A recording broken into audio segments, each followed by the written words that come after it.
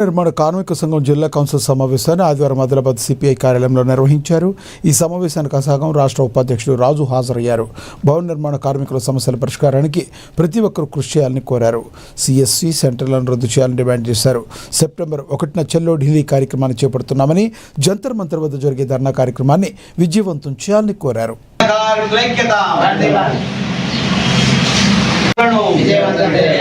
రాష్ట్ర మహాసభలను జరగబోయే రాష్ట్ర మహాసభలను జరగబోయే రాష్ట్ర మహాసభలను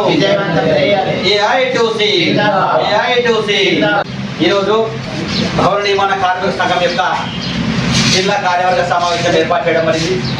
అందులో కొన్ని ముఖ్యమైన నిర్ణయాలు చేపట్టడం జరిగింది. భవన నిర్మాణ కార్మికులకు సిఎస్సి సెంటర్ వాళ్ళు చాలా ఇబ్బంది పెడుతున్నారు. బ్లడ్ శాంపుల్ అని చెప్పేసి భవన నిర్మాణ కార్మికులు లేబర్ కార్డుగా ఉన్న వాళ్ళకు బ్లడ్ శాంపుల్ అని చెప్పేసి చాలా ఇబ్బంది పెడుతున్నారు, బలవంతం చేస్తున్నారు.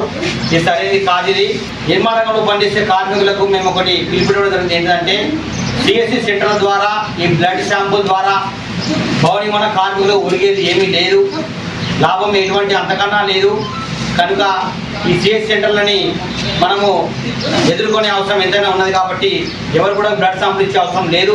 ఇక పోతే కరీంనగర్లో సెప్టెంబర్ 6-7 తేదీన ఏఐటీసీ రాష్ట్ర మహాసభ నిర్వహించబడుతుంది.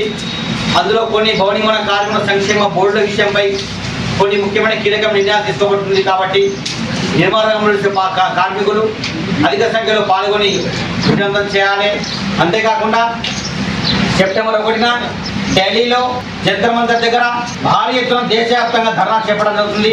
ఈ ఢిల్లీ ధర్నా కార్యక్రమానికి భవన నిర్మాణ కార్మికులు అధిక సంఖ్యలో పాల్గొని విజయవంతం చేయాలి.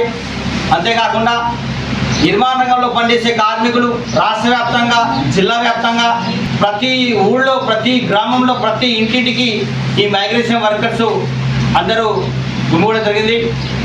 ఈరోజు